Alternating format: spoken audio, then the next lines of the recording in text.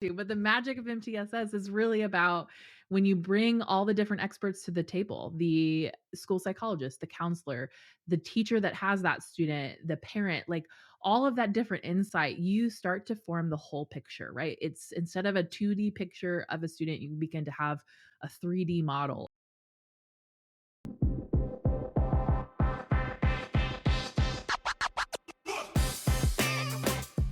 Welcome to Schoolin' Around, a podcast hosted by Branching Minds featuring prominent leaders, subject matter experts, and thought innovators with their perspectives on the current challenges facing K-12 education. I'm your host, Larissa Napolitan, a former teacher, instructional coach, and a member of the Branching Minds team, here to lead conversations with educational leaders and experts. My hope is to share with you not only valuable insights and knowledge from leaders in education, but have fun while doing it and shine a light on phenomenal educators and those that are on a mission to transform our schools and the lives of students.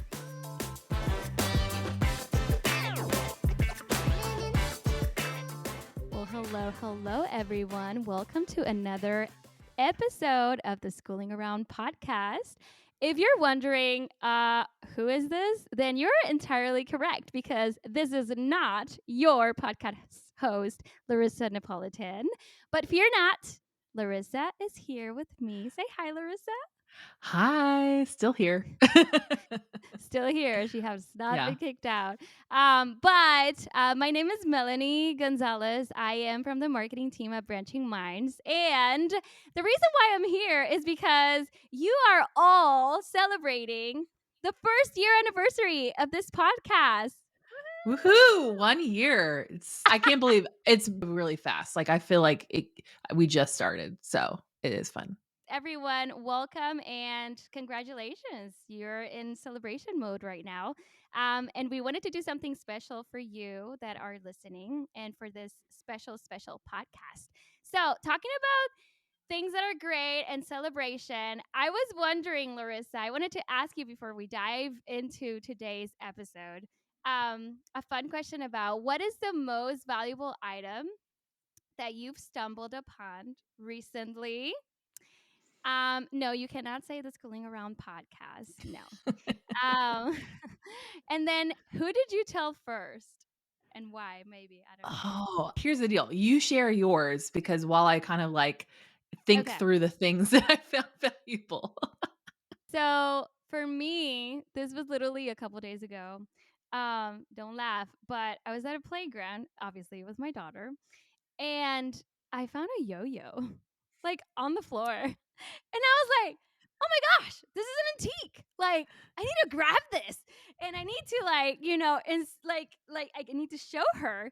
So I grabbed the yo-yo, and I go so excited to her, like, "Hey, look what I found!" And her eyes went like wide open. So I felt the need to instruct her, because her generation probably won't play or have any of those when she grows up.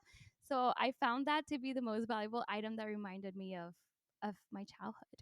So I don't know. For me, I kind of think about like things I find on sale. Like, I mean, this is a very oh, general answer, but like anytime I find something really great on sale, like I'm really quick to one text text somebody or my sisters or whoever of like hey, this is on sale, you should go buy it. Or like a really amazing pair of leggings online. Like that's the thing that popped in my head. people actually like that's their career. Like I know people that in WhatsApp, like they create a group and they share sales with people or items and affiliate marketing That's people. So I was gonna say, um like, that's influencer marketing right there, right? That's yes, a whole thing yes, now. exactly. That's a good segue for did I introduce myself already? I think I Oh, did, no. right? Oh, here's the deal, folks. We have a guest host today. I'm in the hot seat, and Melanie is here to do the job that I usually do. So, Melanie, why don't you tell everybody I'm a a little about newbie. yourself? Yeah, Yeah. I feel like you should introduce yourself so that people know who you I are. will. Guys, so if you're listening, this is not going to be smooth sail because I'm a newbie here. But I am the social media and engagement strategist for Branching Minds. But also, I bring a little bit of K 12, education experience because I was formerly a comms specialist at a North Carolina school district. So, shout out to all of my Cabarrus County Schools teachers and educators if you're listening. I had to throw it in there. And now I get to, if this is the first time that you're listening, then I get to introduce you to Larissa Napolitan. I feel like we all need a little bit more insight into who you are. Because you always dive into, the guests that come, but we don't get to learn a lot about you. But I do know that you were an educator for the longest Mhm. time. Do you care to share, Yeah. please? Well, so I am a former middle school teacher and instructional coach. And so I spent 13 years in middle schools. And so I have all my stories are really about chaos and but so I was a former English teacher. And so I spent a lot of time in seventh and eighth grade. And then I was an instructional coach for 4 years. So I did a lot of coaching of new teachers, helping with school improvement, MTSS, RTI, all of that kind of stuff in schools. And so it's been really fun in this role to be able to use my experience to share other stories with educators. And I have a deep, deep appreciation for the job of the classroom teacher, of the administrator, of anybody in a building that is working so hard to help students. And so that is what I love. Part of the podcast that I love the most is talking to those educators that are on the ground doing the work, and sharing their stories because their stories should be highlighted and they should be celebrated. So yeah. Agree, agree. Likewise, I've met so many amazing people through the school district, and I'm just blown away about all the things that they accomplished, um, not just professionally, but for the students, right? So we were talking about valuable and invaluable item, and the valuable item that we're gonna give you guys today is gonna be some key insights for education leaders. And we're gonna hop in the time capsule as well as we talk to revisit some of those amazing. Nuggets. Tr- I call them nuggets, the amazing nuggets of wisdom from Thank you. Exactly. Nuggets. That's making me hungry now. Thank you. Yes. So, Larissa, with your background and your experience, the one that you just mentioned, I really wanted to ask you why MTSS? I know that's like such a big question, but I wanted to really know, how did you get into this and why? What was the thing that pulled you in? I was really exposed to MTSS at a school that I worked at where, and I worked in the state of Kansas, and Kansas has a big, a lot of support for MTSS and really, multi-tiered system of supports. It's really about supporting all the needs of the students. And in my role at that time, I was a classroom teacher, and we really focused on the different levels of support for students. And I was in English, right? English language arts. And so really looking at what are we doing to help students in their reading, and language arts, at every level. And so we did a lot of work, mostly academic, but slowly over the time we really tried to develop what are our supports social emotionally, what does that look like behaviorally. And so in that experience I really understood that you know school is more than just a teacher in the classroom. Like Mm, there's more work that happens than that. And it's about like developing systems to help kids at every level. I also think I knew that as a young teacher, as a new teacher, I had that understanding that kids were more than just their assessment scores and grades. Like yeah. recently I looked back at my philosophy of teaching paper that we had to write as like a teacher in training, and that really the idea that kids come into school with like a backpack full of life experiences and their own experiences. And so I think for me, MTSS really makes a lot of sense. But like it makes me think of a conversation, one of the first conversations we had on the podcast with Trisha Sinney, who works in Illinois at a school Hmm. district there. And she shared sort of about like a key insight she had about really understanding MTSS. And so I'm going to play the clip for you. Yeah. I knew a lot in terms of um, data structures and practices when it came to response to intervention, but it took me.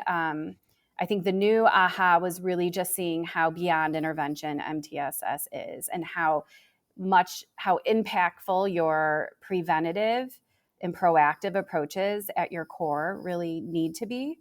I think that that was just like that conversation with Trisha was really important in understanding of like, you know, progressively her district sort of worked towards being more preventative. And I think Yeah. part of making MTSS being impactful is really about thinking preventatively and not reactively. Yes, I love what you mentioned about MTSS as being not reactive but preventative. And I think it takes time to get there, right?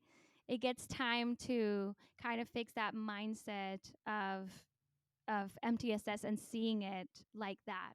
Um, so I did I do want to ask, like, based on your experience, what is the biggest benefit that you've seen, of MTSS?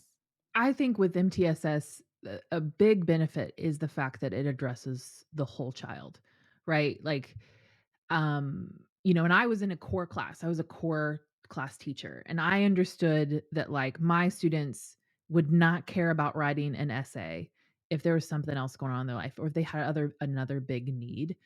And they have to be ready to learn. Like they have there's a lot of science behind the fact of like if your brain is not ready to learn, like it's all for nothing kind of in some ways. And so there is that idea that like because students, like I said, come into class with all of their life experiences, their home life, their personality, their own just school experiences too. Like all of that impacts who they are as a learner. And so if I as a teacher disregard that or don't even like think about that, like I am actually not doing my job as a teacher to think about them as a whole child. And so I really do believe that MTSS is about that. Like we're thinking about the whole child, um not just the academic portion. So yeah, a lot of the times what I've seen is that there's a lot of focus on the academic piece of it, right? And that is a little bit it's incomplete, right? It's Mhm. incomplete because we're human beings, right? And it kind of goes back to like putting all of those pieces of the puzzle together, right? Can you speak a little bit more on that? I oh, yeah. I feel like that to me, I imagine that of, like, academics is the blue piece and the red piece, and you're trying to, like, put it into the puzzle, and you have to see the whole picture. Like, that's where the whole child comes in. And then, like, actually, the episode from this last week that, we put out, I had interviewed Chrissy Martin Chrissy. from Yeah. from Roanoke Rapids, North Carolina, Woo and woo. I loved what she had to say about that. So I'm gonna play Let's hear it. the Yeah. clip. I just want to say that MTSS has had the greatest impact for looking at the whole child. So a lot of times we see grades and we see test scores, and okay, hey, we're going to tier the students and we're going to match them with the appropriate interventions, and everything's going to be okay. But sometimes if we only look at academics, then we are missing pieces of the puzzle. Yeah, I just think that Love it. That's so she said it good. perfectly. Like, mic drop, done. I'm not I don't think there's anything else I can add to that. The puzzle is complete. Yes, yes, yes. And also, when we talk about the puzzle pieces, I've heard you say so many times to me and in the resources that you put out that is so important to bring everyone to the table. And that's also part of that puzzle that we're talking about, right? Yeah, I think and that honestly, like, we'll probably just continue to talk about this, but the idea that, like, the I'm gonna keep using this word, and I I don't mean to, but the magic of MTSS is really about when you bring all the different experts to the table, the school psychologist, the counselor, the teacher that has that student, the parent, like all of that different insight, you start to form the whole picture, right? It's instead of a 2D picture of a student, you begin to have a 3D model of what this student is really about. And that and oftentimes those insights can maybe like illuminate an area that maybe other people have about. And so I think that there's so many different examples that were shared on the podcast this year about different Mm-hmm. how MTSS has worked for different children or different students around the country. And I mean, it just makes me think of like when the student has been absent and they're not receiving the intervention and they're like, why are they absent? And, the parent shares an insight about the kid, struggling to So get up in the morning valuable. or like just different things that maybe a teacher in, their short amount of time with a Mm-hmm. student or even just like their all the things that they have on a plate. They don't have the time to go do the investigation that maybe a school counselor or a Exactly. social worker might be able to do. And so that's why that insight is so important. Yeah, yeah, yeah, yeah. That really lets you see like all of the factors, right, that are contributing to XYZ. And that's so important. And I get so sad because when I hear like, oh, like our principal doesn't like he's not in the meetings or XY person is not there. Like, how can we do this? We're trying to push this forward, but we don't feel like we have the support. And I'm Mhm. like, Tier, like, why wouldn't you want to be part of this? Mhm. There's like, I know your schedule is busy. I know there's so many things to do. But we're talking about pushing forward a student's future in that sense. And also, and you can speak to this, the success, that feeling of accomplishment, when you actually get to see the effects of MTSS in a specific student's learning journey. So please talk to me more about that, since you've been sitting on that side of the chair. Like, how does it feel? Like, when was that aha moment for you that you kind of saw that happening in real life, like for a student, and how did it impact you or the team that you were working with? I mean, I think any teacher will tell you, right? It's the Yeah. light bulb moment, right? When the kid it clicks for the kid, right?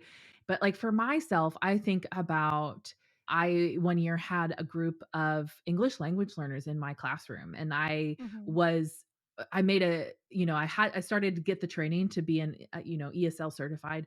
And one of the things that I started to do is to really be strategic about adding in different kinds of supports and like it was just like some of the class activities or worksheets really to like Yeah. help define some words that I thought maybe would be needed for some of the students that needed more support for English language learning and trying to be strategic in that and helping them. And it really made a big difference because it helped them feel more confident in the work that they were doing. Because often I found my English language learners were less likely to raise their hand and ask a question because feeling self conscious or even just It's like so shouting. hard. Let me just tell you, I'm bilingual.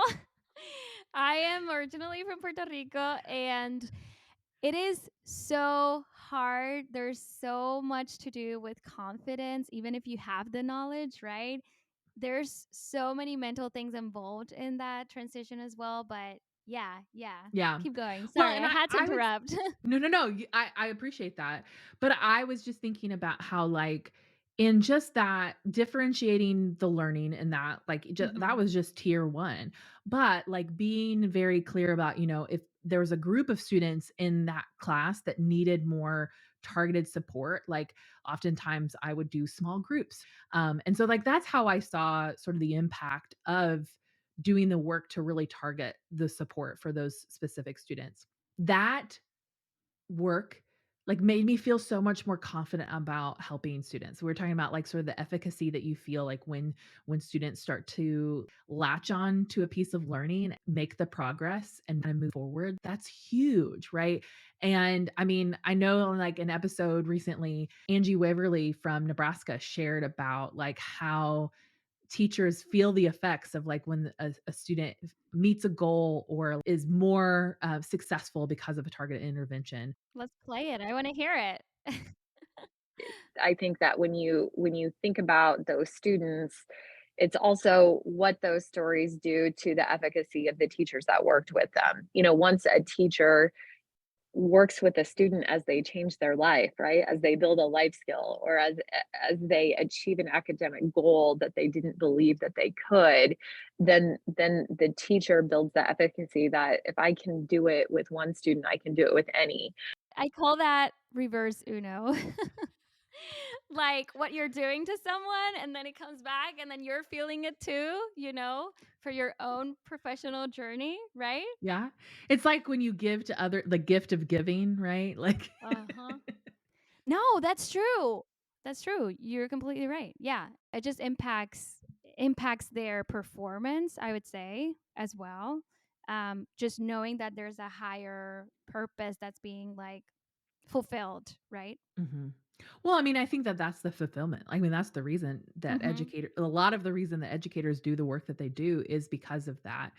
And for me, I think about how when teachers feel successful, and actually like anyone, when they feel successful in the work that they're doing, like they're more likely to want to keep doing it. And I think right now especially, teachers need to see how what their work really means, right? And I think, I mean, I want to charge leaders of like, do check yourself. Like, are you trying to help teachers see the work, see the manifestation of their work, like see the successes? I mean, I think that's why you Mm. celebrate those successes before, you do anything else. Let's talk about what's going right. Like, what are we doing right? Where is MTSS working? Where are we really helping students? Because if you start with that, then it's like that compels you forward, into to moving, keep keep moving in the process. Well, I have a And question. I mean, how many times have you sat in a room full of educators that go on and on and on and on about the problem, right? About oh, a student. Um, and I think we just naturally, I guess we're humans. I don't know why we're just wired to identify like problems or complain, or I feel like we're just wired there's something scientific behind it's that. Tell called me it's called yes. yeah, it's called the negativity bias. And Ooh. how it is actually a psychological thing where we are hardwired to detect negative things, right? And they say it's because we're naturally human beings, we're sort of supposed to be alert to threats and Mhm. like negative things. But what it really means is if we're absorbing a lot of negative information or negative Ooh. experiences, we're more likely to see those things first. And so we have to work really hard to actually switch our brains to have a positivity bias or to try to really see the positive. And we all know people that are like more natural at finding the positive, right? But I think Mhm. it's if fire feeds fire. You have to keep working at it to get there. And Do you know a handyman that knows how to work with that in my brain so I can like hire them? but that I mean It's tough. that's why therapists and counselors say like practice gratitude, right? We can sort of scoff at it like, oh, practice What are you gratitude. grateful for today? Yeah. We should do a little exercise. It sounds like the things my mom would say to me as a kid, like, "Be thankful," right? But it's Yeah. really true. It's really true. Then that's powerful in that sense, because um, when we can move past those problems, then we can really identify like what are things that are triggering the successful piece of it, right? And I do remember a conversation with my husband, who is a math school teacher. We always, you were a teacher. I bet you talk with your partner about students, is how was school, etc. So, anyways, he was sharing with me stories about the classroom, which never get old or boring. But he was sharing about a particular student saying she he literally said she had many insecurities, and then he stopped himself and he said, but she doesn't have any in my classroom. And then he kept going. And that simmered in me. Like, I didn't hear anything else that he said. I don't even remember what it was, but those words just stayed in my mind. And I was like, this is very deep, because we're talking about a student that other teachers complain about, right?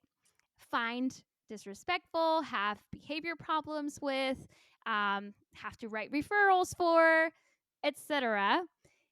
And then you have this one teacher who recognizes, all of the luggage, all of the things that are inside the luggage.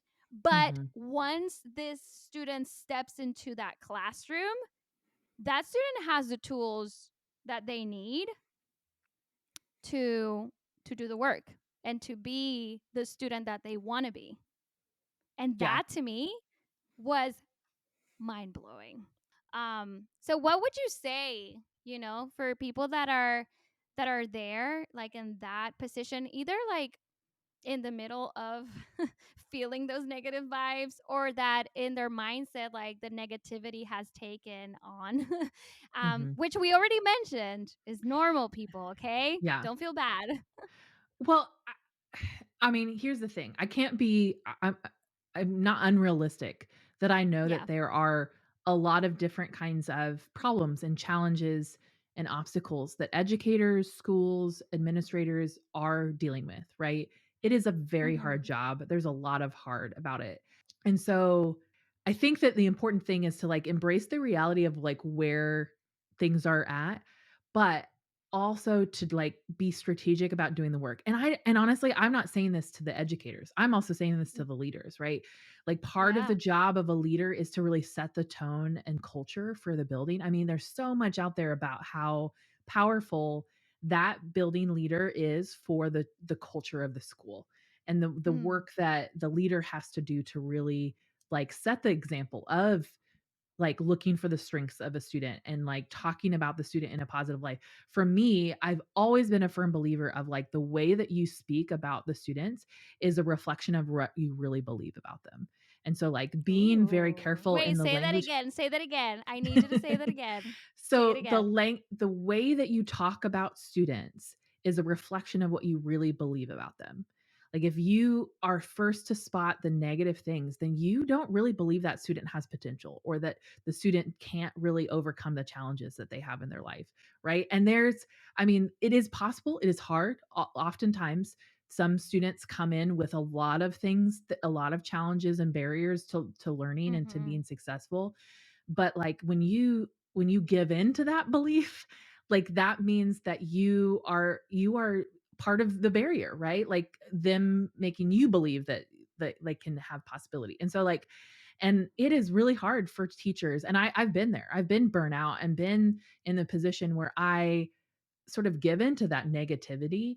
But it didn't help me do my job better. Like it actually made it harder to go to work every day. Like, and so I do think that there is that part of the leader to set the tone Mm-hmm. and do the practices, right? Because gratitude is a practice. Like thinking positively has to do with practice because we are wired in the negativity way.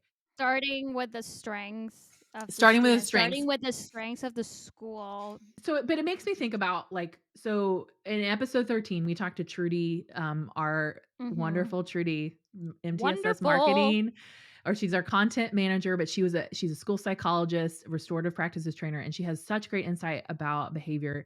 And she had something specific to say about this. I'm going to play the clip. Let's hear it. But I love I Trudy. really resonate with what you said about bringing that different perspective. Isn't it true that often we're sitting in a meeting talking about a student, and one teacher is like, that's not my experience at all. I find this student to be completely delightful. I have not seen any of these issues at all, and that is such an important clue to say what's going on in that classroom compared to the rest of these classrooms. So often we want to chase down where the problems are rather than chasing down where is this student succeeding and how can we multiply and build on that in other contexts. And in behavior, that's really important. Like if there is a place where that student is finding success, if you can figure that out, figure out who they're connected to and what kind of structure provides success for them, then you can often bring some of those elements into other places in the school where they're not being as successful. And so Ooh, so good. So how do you do that? How do you multiply, those successes in other classrooms, or have you had to do that before, in your experience? Well, I think in there's lots of different. I could give lots of Yeah, different examples. pick one. Um, pick one. Well, I often think about. I had several students like this. Sort of this kind of a general statement, but I had several students that like Mhm. they were an amazing artist, right? They loved art class. They loved to draw because they Mhm. drew on everything, right? They drew on every paper that they handed in, and they would probably spend way more time drawing than they'd want to do any other work in class. And so seeing that, but like they also then, but then I knew they struggled in English class or just even to complete assignments. And so it was really trying to sort of integrate their interests into what we were doing in class. So maybe we're designing a cartoon, or hey, can you do the illustrations to this? Or we're learning about figurative language. And so could you draw a picture of this metaphor? What would that look like? And really trying to integrate their interests into class. But I also recognize something about art class is just that they had lots of time to work, right? The structure of that class meant that there was a project and they didn't have anyone bother them and they could listen to music while they worked and they, weren't being yelled at to take off their hoodie or to take, there's things that where I had to recognize of what was it about the structure of that art class that is different than Mm, my class. Um, and they loved I like projects that that. they could work by themselves. They just loved that. And so that's where I was like, "Hey, I know you have to work by yourself, so I'm just gonna let you work by yourself in that." Or even, and letting them feel successful at that. And then to kind of integrate that more. I mean, that's just one example of so many different I love kinds. it. Yeah. No, yes, I see it like blending those two things, things that they're struggling with the things that where they are really successful in, and kind of bringing them together. So then there's this approach that's more positive and more, I guess, excited as well. It's part of it. I love it. Yes, I do remember a conversation that you had with AJ. Oh my gosh. I drooled over that episode. Let's just be honest. Craybill. Am I saying it right? Yeah, AJ Yes. Crable. That had me to pieces. Now shifting a little bit more on, we were talking about behavior and students. I just want you to play it. We can talk about it in a second. Just play it because it's so good. Is that there's an incremental amount of benefit, an incremental amount of value, an incremental amount of improvement in student outcomes that could be gained from a school system actually working, like, going on all cylinders. And moreover, the children who are most harmed by that lack of that additional increment are your children who are already furthest from educational justice. Our children who already have the resources and supports they need, when they don't get that little added out of the school system, they already have safety nets. They're going to buoy them up. They're going to be okay. It's the little AJs of our communities for whom public schools were the last safety net that they're relying on. That when the holes in the net are too large, that they slip through, there's nothing going to be beneath them. And so we have to weave that net as tightly as possible so they won't fall through it. Oh, Woo! Take a I'm second. oh, I There's so much to unpack on this. It's like, where do we start? that was a fantastic conversation. There were so many I nuggets out of it, I do but want to this one's say good. I do want to say that one is episode 15. If you all want to go back and listen to it, if you haven't, It's also on because we can't. YouTube. Ooh, yeah, we can't really dive into all of the things that were spoken there. But coming back to what we were talking about, you kind of mentioned the deficit based mindset, right? And then kind of turning that around to towards like the strengths of the student. And that for me, I don't know why these two words come to mind when I think about deficits and then the strengths, and it's failure and success, right? Wherever we have like those deficits, the things that we're lacking usually are the things that are going to pull us towards like failing at XYZ. If we're talking about any subject, etc. And then wherever we have our strengths, we're probably most likely going to succeed, right? And I did wanted to know the following, because the perspective that AJ is bringing it's now looking into that whole child, right? Because now we are considering some of those deficits that a child may bring into the classroom, or things that they're lagging or they're behind on, um, have been really influenced by things that they cannot control.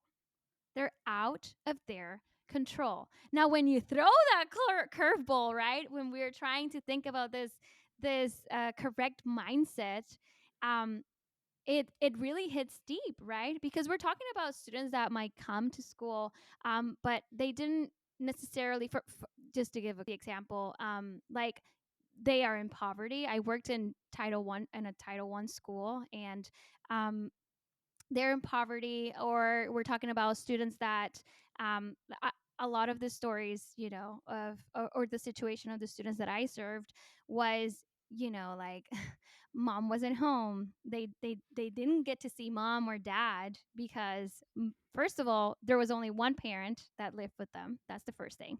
And the second thing is that that parent had two shifts, right? Two different jobs, and they didn't make it until 11 p.m. at night, and the children was already tucked into sleep by their brother or sister, or sibling, whoever it was. So there's other factors to this equation, that are outside of that control. And I loved what AJ said about, for some of these students that come into your classroom, like this is their last hope, Mm-hmm. their last like safety net. And I feel like those words just echo so hard. Like, I just hope that school leaders that are listening to this right now are feeling the same thing. Like, it should echo inside of you, because there's an accountability and a responsibility as part of the Mm-hmm. community to make sure that we are lifting um, all of the students, right? Not just the high achievers or the ones that, have a better, I don't Yeah. know, percentage of, Mm-hmm. but yeah, Yeah. dive in, please. Well, I was just thinking, like, when we talk about like system level impact, a lot of times with the MTSS, many administrators that I talk to are like, they're district leaders. They're people who are making decisions every day that impact kids in big ways, right? They may be a small decision about, I mean, I think one of the hardest decisions superintendents make is like a snow day, right?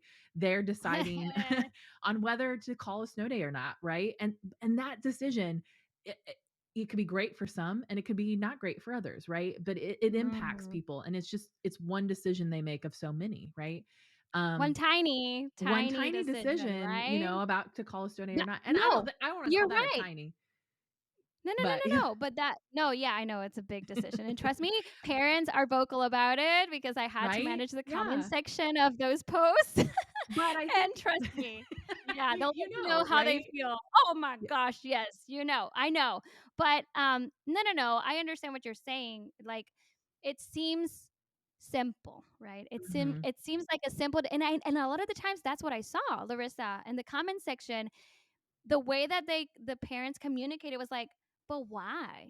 Like, it's so simple to not cancel, or it's so simple to cancel, but there wasn't that mindset that you're talking about. Yeah. Well, and so I think that there is sort of that idea that the AJ is trying to sort of get across of Mhm. when everyone is on the same page and they're working towards the same goal, and that system sort of, at the system level, whether, and he talks a lot about school board decisions, those kind of decisions can make a big difference, right?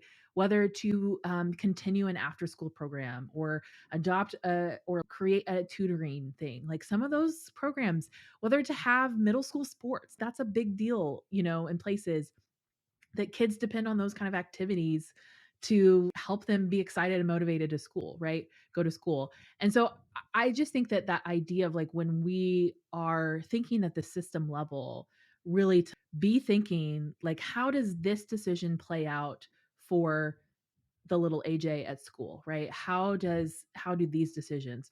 I'm not saying that school boards aren't thinking in that way, but Yeah, sometimes he talks a lot about when you're afraid to go against the status quo, or hey, that seems too yeah, big for us to change, or that's we're going to just keep doing what's working. And he has a charge of go take risks, do the thing that's going to help the little AJ. Do the things that are gonna change, right? That are Right. gonna actually make a change. Why not? And I Yeah. think that ties in very strongly with, I guess everyone experienced that in 2020. Yeah. But I think we learned one of the things that we also learn as parents with students in the school, or as a community per se as well, was we should be caring who is on the school board because Yeah. yeah, ultimately it goes down to like the decision making, that's a big Yeah. piece of it. Well, and I think that's a charge to leaders to really, consider having the working relationships with the school board, right? I was privileged to Mm, work with some leaders that they worked really hard maintaining positive relationships with the school board because they knew they did the work to help the school board members learn about what we were doing. They invited them into the schools, they involved them in a lot of ways, to make them really a part of the community. And then to that way, when they went to go do a new initiative, it wasn't the first time those school board members ever saw the information, exactly. really help them make the best informed decisions.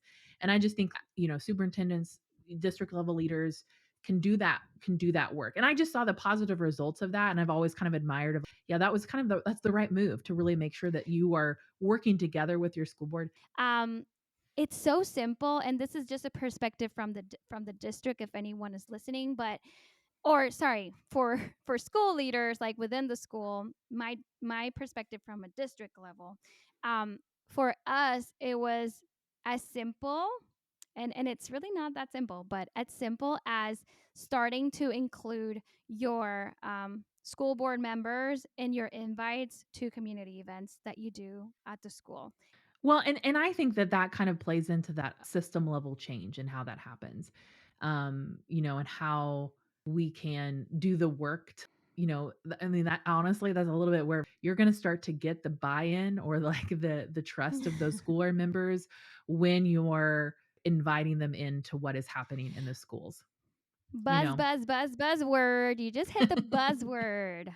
Buy-in. Okay. We need to talk about this buzzword. There's a It's lot my of least there's a favorite lot of word. yeah, I feel It's like in really like, MTSS that is such a big word. Can you please expand? I mean, and I don't speak to this as an expert in any way in buy-in or the leadership expert. Yeah, yeah. But I think something I've learned in my conversations with different people on this podcast and just about MTSS, Yeah, let's dissect it. we can Tell me. just dissect it. One of the things that I think it was Alan Coulter, he shared at our summit last year was, Mhm. or maybe it was a webinar after, but he talked about the idea that it's not really about buy-in, it's about trust, right? Because Mm. buy-in is you're trying to sell someone on something, right? Mhm. And so but actually you have to kind of build a relationship of trust and in that relationship move forward. And I think that there is that part of, in order to change, you really have to be in agreement, right? It's not about buy-in, but it's about being in agreement of what needs to happen. Because right when you talk about buy-in, it feels a little like, okay, you convinced me. Like, Yeah, oh, I will go exactly. ahead and buy what you're selling on that. But you're Okay. waiting. And honestly, I think sometimes with buy-in, people who are trying to be bought into something are more likely when something goes wrong to be the first to be like, Mm. I'm out. I mean, you told me this, I bought in, Yes. but now I'm out because it's not working the way you said it would. But I think when you That is build that so relationship, true. yeah, when you build that relationship of trust and agreement, I think then you're more likely to be able to move forward on that. And I think that's just building relationship 101, right? Like you have to be in agreement of what you're really working Yeah. towards, which like makes All the me wheels are turning at the same time. Everyone is in the same mindset. And that makes me think of um, your recent interview with Sima. Am I saying yeah, it right? yeah, Yeah, Sima. Sima. Okay. I think we need to go back to that. We need to hear Yeah, that. let me play the clip that I'm thinking about. And a lot of people Okay. really try to jump really quickly into solutions. And part of why I think strategic planning and change is so difficult is that solutions come much further down the line. It's so much more in the beginning about understanding what our current state is, identifying a problem, investigating a root cause, designing and defining what the future state's going to be. What is that we are all going to be shooting our arrows towards? And then once we identify that as an entire group, we have buy-in on all of those levels. That's when we can start figuring out, okay, where are we at today? Where do we want to go? What's that gap and how do we close it? I love it. Understanding. Like the understanding is what's going to bring everyone together to know where we're headed and how we're going to get there, right? And also, I feel like that piece of, I think Alan touched on this as well, the piece of accountability. Once you have that understanding, there's a natural accountability that's going to fall Mhm. on you like, oh, like this is what we should be doing. This is how it should be done. This is the best way to do it, right? So I think that's very powerful. And I feel like a lot of the conversations that I've heard in the communities, in MTSS communities, is getting stuck at this point of the process of buy-in, of like not everyone is on board, um, and I feel like that can be challenging and a little bit frustrating. Was there anything specific like that you could recommend, like from your own experience of like trying to drive, this new Mm. initiative, um, that can help with creating that understanding for everyone? Like, how does it play out in the real life? It looks beautiful. It Mm. sounds beautiful. Yes, everyone. But how do you do that? Well, I mean, okay, number one, like I'm gonna say that just speaking from my experience, and because this is just a reflection of what Mm-hmm. the different kind of leaders I've worked for. And I Mm-hmm. think that there's a difference between the leader that really does the work to build relationship and build trust with their staff and working, like deciding together how you're moving forward and like what that would look like, than the leader that is going to come in and push whatever they think is best and without doing the work to build the relationship first. Hmm. And I think no matter the size of the district, a leader that brings all the stakeholders and really works hard to build that relationship in an authentic way and lets their kind of ego get out of the way. It's not about them and their great idea, but about the school working together Mm. towards improvement. I think they get a lot further in with the buy-in or with that agreement, um, than the leader who's just going to try to push their own initiative forward, right? Because you could come into a school and go, "I'm going to improve the school," but you can't do it alone. Like you got to have a lot of other Mm. people on board, and so you have to do the work to really like do it together. And I think setting that ego aside. And I don't think I mean, I think myself as serving in different leadership capacities, I wish I'd had more sort of training and understanding of that earlier in my career. Just really understanding Yeah. of like how to move things forward. It isn't about just having here's all the evidence, here's the reason why we're going to do this thing, and then think that's going to convince people. But it's, well, you got to tell me why I'm jumping on board here. I don't really know if I can trust that you're going to start moving us forward and ask me to do stuff. So I think Yeah. that to me, in my experience, I just think that there's no greater fire for that change or that whatever that agreement than building trust and building relationship with the people you need along the way. So talking on that sense of like buy-in, which is a big, big task to like implement something new, at a school, let alone like a district, right? Um, let's shift it specifically to MTSS. There's this thought, and you can correct me if I'm wrong, but that MTSS might be the thing that fixes education. It's supposed to be the thing that fixes education. I implement it and then we're done. Um, can you debunk this, or can you help us understand Okay, well, better? the Why are thing you that fixes laughing? I'm laughing because it is such a thing to say. I mean, it's just a buzzword of, Yeah. in a lot of teachers are, oh, MTSS is just this with a different name, or this is just another thing that it will go away in a few years. Like there's always, and I just think sometimes there's a mindset of there's There's going to be both new, mindsets. Yeah. yeah, there's going to be There's new both things. mindsets. Well, but there's gonna be new things all the time because, like, more research comes out or whatever, like, kind of like the newest iPhone, like, there's always gonna be something new that we can like, a new insight. And there are Mhm. things about education that are tried and true, right? But what I absolutely love this quote from ERB that we did, I think it was episode 11, and she talked about, MTSS being magical, and so I'm gonna play it because I Yep. wanna discuss it. I think MTSS is magical. I don't think it's the magic bullet because we still need to put a lot of systems processes in place to make it work. But that's where technology is supposed to come in, right? Especially when we think about education technology, and it can do so many things, but like what are the most appropriate roles for tech? And I do think it's in helping pull those systems together. That's a core belief of mine. And so that just aligns perfectly with what we're trying to do here at Branching Minds.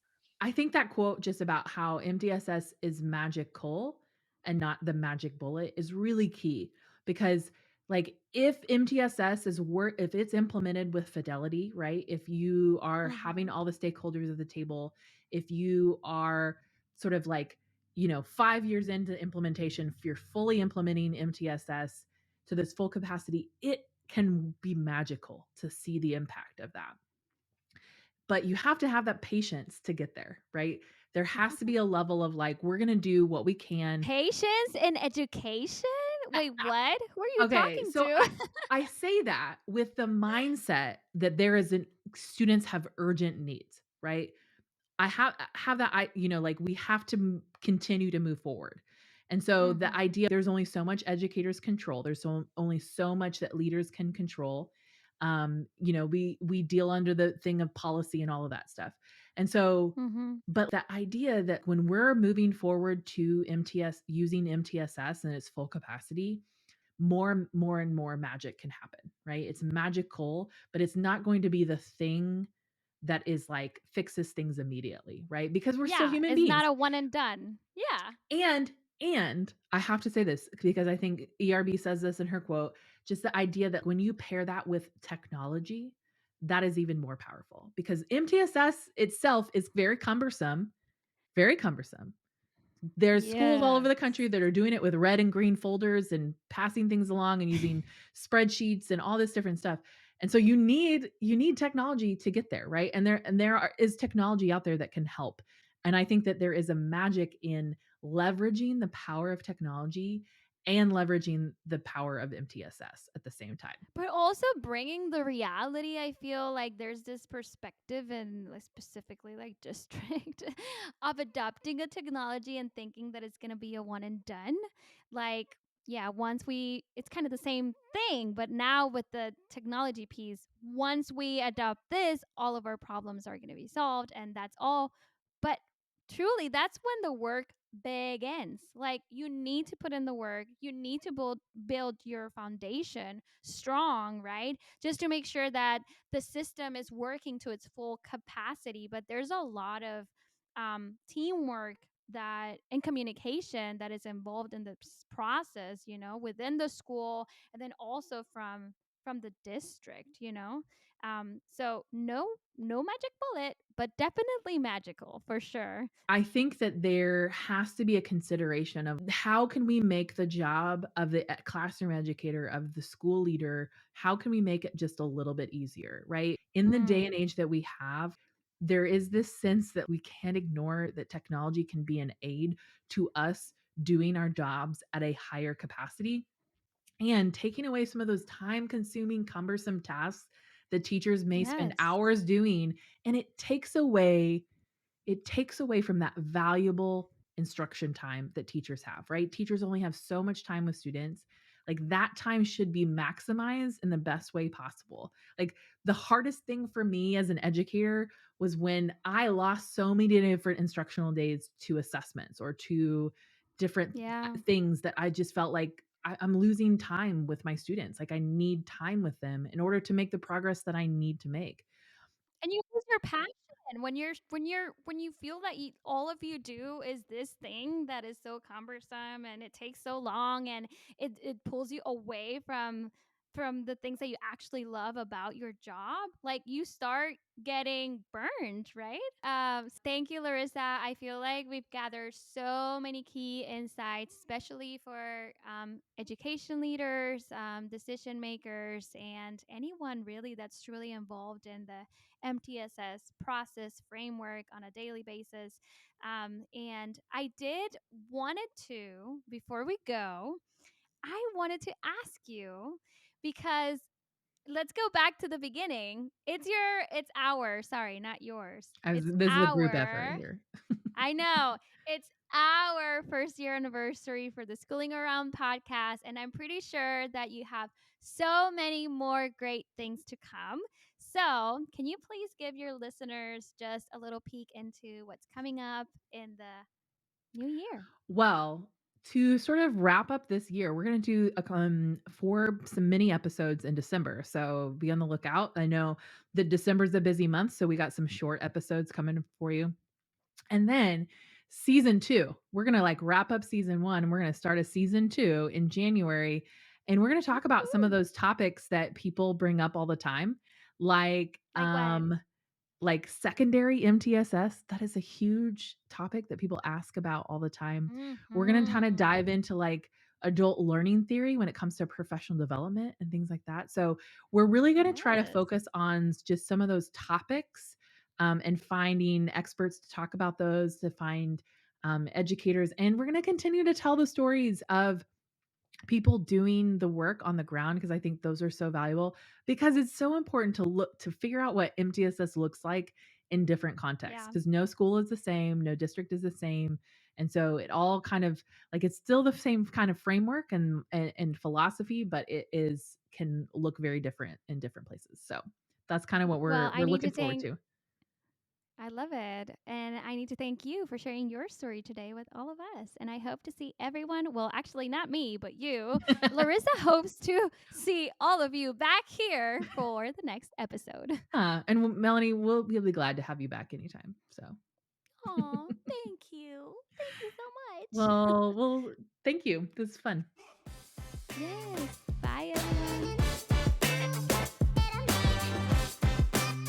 Thanks for listening to Schoolin' Around, a podcast hosted by Branching Minds. And don't forget to subscribe to this podcast to hear all our future episodes. As well, if you're enjoying our content, would you do us a favor and rate and review our podcast on iTunes? This helps others find our podcast and let us know how much you love what we're creating. Branching Minds is an educational technology company using learning sciences and technology to help districts effectively personalize learning through MTSS. To learn more about us, check out our website, branchingminds.com, or follow us on Twitter, Facebook, or LinkedIn @BranchingMinds.